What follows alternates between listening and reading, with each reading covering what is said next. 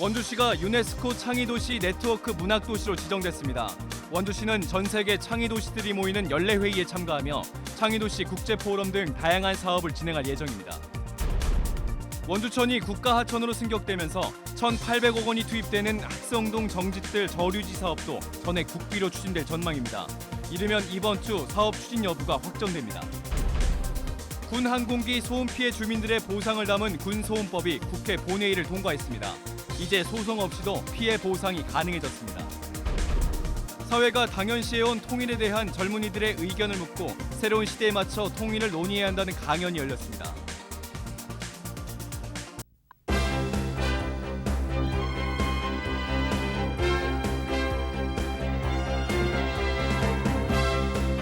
안녕하십니까. 뉴스데스크 원주입니다.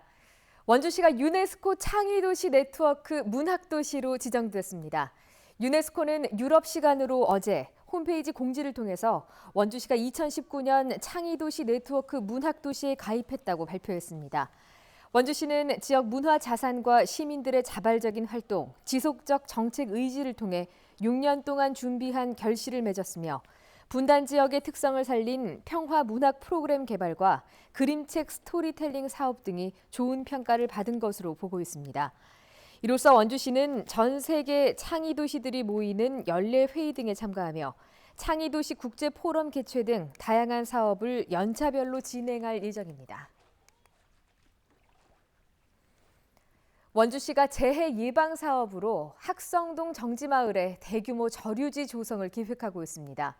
원주천이 국가 하천으로 지정되면서 전액 국비 추진이 검토되고 있는데요. 사업 추진 여부가 사실상 이번 주 내에 판가름 날 전망입니다. 조성식 기자입니다. 일군지사와 원주역을 담장으로 하고 있는 학성동 정지마을. 조선시대 지도에는 수많은 배들이 머물렀던 호수로 그려져 있습니다.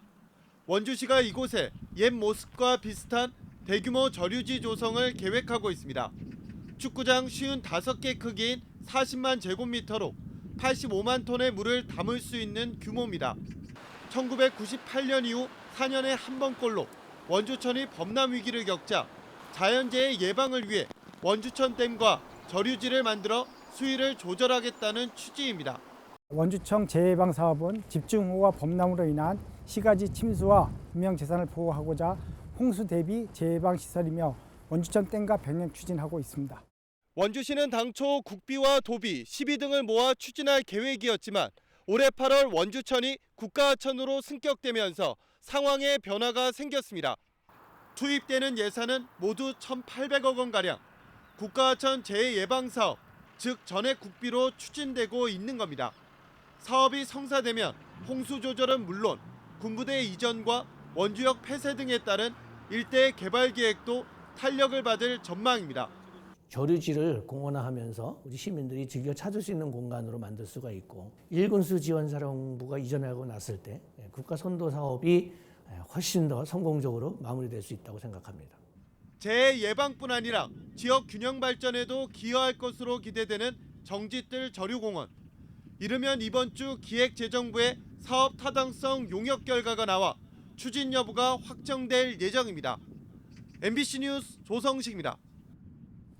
통일에 대한 젊은이들의 의견을 듣고 새로운 시대에 맞춰서 통일을 논의해야 한다는 강연이 열렸습니다. 20대에겐 통일이 당연하지 않다는 것을 확인할 수 있는 자리였습니다. 이병선 기자가 다녀왔습니다. 젊은 꼰대 잠 깨어 오라라는 도발적인 제목의 강연이 학생들을 사로잡습니다. 그동안 학교와 사회가 당연하게 말해왔던 통일을 놓고 왜 우리의 소원이 통일이어야 하느냐고 묻습니다. 처음부터 분단된 땅에서 태어난 지금의 대학생들은 분단 상황이 전혀 불편하지 않다는 겁니다. 평화공존이라고 하는 가치를 좀 추구하되 통일이라고 하는 현상과 결과는 그 결과물로 후세대 어느 순간에라도 성취할 수 있는. 학생들에게는 익명으로 질문을 할 수 있는 오픈 채팅방이 열렸습니다. 왜 20대가 통일에 무관심하다고 비난을 받아야 하는 것인지, 통일은 현실적으로 가능한 것인지 묻습니다. 강연자들도 학생들도 이전 세대의 잣대로 통일을 이야기하는 것을 그만둬야 새로운 논의를 시작할 수 있다는 데 동의했습니다. 서울대 통일평화연구원의 통일의식 조사에 따르면 통일이 필요한 이유를 묻는 조사에서 같은 민족이기 때문이라고 답한 비율은 30.5%로 전 연령대에서 가장 낮았습니다. 같은 민족이기 때문에 통일돼야 한다는 말보다는 실질적으로 자신의 삶에 영향을 미치는 것에 대해 민감하게 생각하는 겁니다. 탈북자를 비롯한 강연자들은 북한 역시 남한과 마찬가지로 실질적인 것을 중요하게 여기는 세대가 대외 정책의 중심이 되어가는 만큼 대대적인 세대 교체가 필요하다고 강조했습니다. 정책 결정을 하는 그 역할, 그 당사자들을 20대, 30대 그리고 40대로 교체해야 된다고 생각합니다. 세대 교체, 세대 균형을 이루어야 된다고 생각하고요. 행사를 주최한 아주대 통일연구소는 학생들과의 대담에서 나온 결과물을 통일정책 관련 부처에 전달할 예정입니다. MBC 뉴스 이병선입니다. 횡성 지역의 수건 사업이던 군소음법이 오늘 국회를 통과해 소음 피해 주민들의 법적 보상 근거가 마련됐습니다. 군소음법에 따라 소음 영향도를 기준으로 5년마다 소음 대책 지역이 지정돼 별도의 소송 없이 상시 보상이 가능해지고 군은 소음 저감을 위한 노력과 방지 대책을 수립해야 합니다. 횡성군은 즉각 법 제정에 환영의 뜻을 밝히고 현재 진행 중인 군소음 피해 실태 조사를 수정 보완해 객관적인 피해 자료를 확보해 나갈 계획입니다. 태풍 미탁이 한반도로 올라올 때 정부는 상황이 심상치 않다면서 위기 경보를 미리 발령하고 철저한 대비를 주문했습니다. 하지만 철도 건설 업체들이 사전 대비를 소홀히 해서 피해가 컸던 것으로 드러났습니다. 유인호 기자가 보도합니다. 철도 교각을 세우면서 하천의 뚝을 파헤쳐 주변 마을에 침수 피해를 입힌 현장입니다. 태풍이 올라오기 전에 흙을 붓고 천막을 씌웠지만 그 정도로는 홍수를 당해낼 수가 없었습니다. 태풍이 지나간 지 한 달이 다 되도록 10가구의 주민은 집으로 돌아가지 못하고 있습니다. 공사보험에 지금 사고 접수를 해놓은 상태입니다. 이 축산 농장도 철도 건설 때문에 피해를 당했습니다. 작업 도로를 내기 위해 하천 뚝을 파헤친 곳으로 물과 토사가 쏟아져 나와 곤욕을 치렀습니다. 15톤 트럭 5대 분량의 토사를 치우는데 꼬박 6일이 걸렸습니다. 500mm가 온다 하는데도 태풍이 올라온다 하는데 손도 안 대고 그냥 놔뒀습니다. 아무 대비도 안 했습니다. 그래서 더 원통한 겁니다. 여기는 하천을 메워서 문제가 됐습니다. 작업 차량 통행을 위해 하천에 토관을 묶고 흙을 메웠는데 관이 작은 데다 나뭇가지 같은 게 막히면서 범람이 일어났습니다. 다 자란 벼가 대부분 못 쓰게 되고 인근 농경지는 아직도 물이 빠지지 않은 상태입니다. 인근의 축사도 영향을 피하지 못했습니다. 매년마다 요구한 게 이 녹광을 비가 올 때는 귀찮지만 빼든가 왜 다리를 가교를 임시 다리를 놓든가 해서 다녀야지 만약에 비가 많이 오면 엄청난 피해가 옵니다라고 했는데도 이분들이 무시하고 오다가 행정안전부는 태풍 미탁이 닥치기 10여일 전에 태풍 대처 상황 점검 회의를 갖고 피해 최소화를 위한 대책을 주문했지만 현장의 대처는 딴판이었습니다. MBC 뉴스 유인호입니다.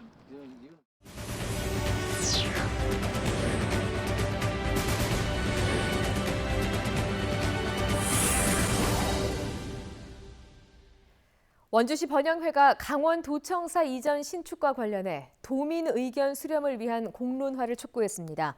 원주시 번영회는 오늘 기자회견을 열고 각 지자체의 공론화 요구와 유치 의견 발표는 당연한 것이라며 강원도청 이전 문제는 정치권의 정쟁 대상이 아니라는 내용의 성명을 발표했습니다. 또 강원도는 도청 신축 논의를 총선 이후로 미루지 말고 다음 달 10일까지 공론화 추진 일정을 발표할 것을 요구했습니다. 18대, 19대 횡성지역구 의원이던 자유한국당 황영철 의원이 의원직을 상실했습니다. 대법원 3부는 정치자금법 위반 등의 혐의로 기소된 황 의원에 대한 상고심에서 징역 2년, 집행유예 3년을 선고한 원심을 확정했습니다. 이에 따라 현재 황 의원의 지역구인 홍천, 철원, 화천, 양구, 인제는 내년 4.15 총선까지 공석으로 유지됩니다. 대법원은 급여 대납 방식으로 정치자금법에 정하지 않은 방법으로 정치자금을 기부받았다고 판단한 원심에 잘못이 없다고 판단했습니다. 원주 학성동에 이어 봉산동에도 도시재생 현장 지원센터가 들어섰습니다.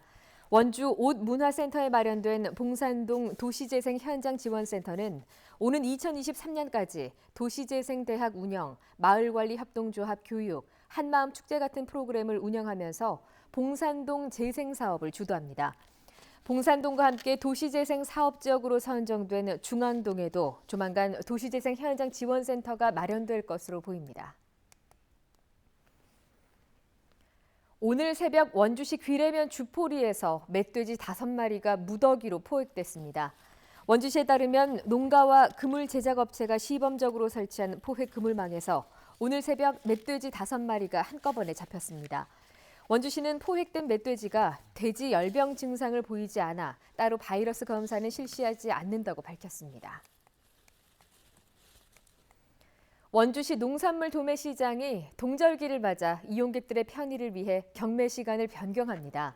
원주시는 내일부터 내년 3월 31일까지 과일과 채소류에 대한 경매 시작 시간을 종전 오후 6시에서 오후 5시로 1시간 앞당겨서 운영한다고 밝혔습니다. 한편 원주시 농산물 도매시장에서는 100여 종의 과일과 채소가 하루 평균 83톤, 1억 6천만 원가량 거래되고 있습니다. 오늘부터 유치원 알림이 사이트에 도내 모든 유치원의 2차 정보 항목이 공시됩니다. 유치원 교육과정비와 방과 후 과정 운영비, 유치원 회계 결산서, 급식 사고 발생과 처리 현황 등 11개 항목의 최신 정보를 유치원 알림이 사이트에서 확인할 수 있습니다. 학교 폭력 실태 조사 결과와 교복금의 단가 등 학교와 관련된 최신 정보는 지난달 30일부터 학교 알림이 사이트에 공시되고 있습니다. 아프리카 돼지열병 확산의 원인으로 지목되고 있는 야생 멧돼지 폐사체 수색에 산불 진화 인력이 투입됩니다. 북부지방산림청은 앞으로 3주 동안 산불 진화 인력 160명을 아프리카 돼지열병 발생 지역에 집중적으로 투입해 환경부와 합동으로 멧돼지 폐사체 정밀 수색 활동에 나섭니다. 수색이 안전사고 위험이 높은 민통선 지역에서 진행되는 만큼 안전사고 예방을 위해 수색 인력들이 GPS 단말기를 사용하도록 한다는 계획입니다. 원주시와 창의 문화도시 지원센터가 마련한 원주로운 상상박람회가 오는 7일부터 사흘 동안 옛 원주여고 진달래관에서 펼쳐집니다. 이번 박람회는 문화특화지역 조성사업과 문화도시 예비사업을 통해 실행됐던 4년 과정을 전시와 참여형 프로그램으로 구성해 진행하며 36만 5천 개의 원주로운 삶의 방식을 주제로 꾸며집니다. 뉴스데스크 원주를 마칩니다. 고맙습니다.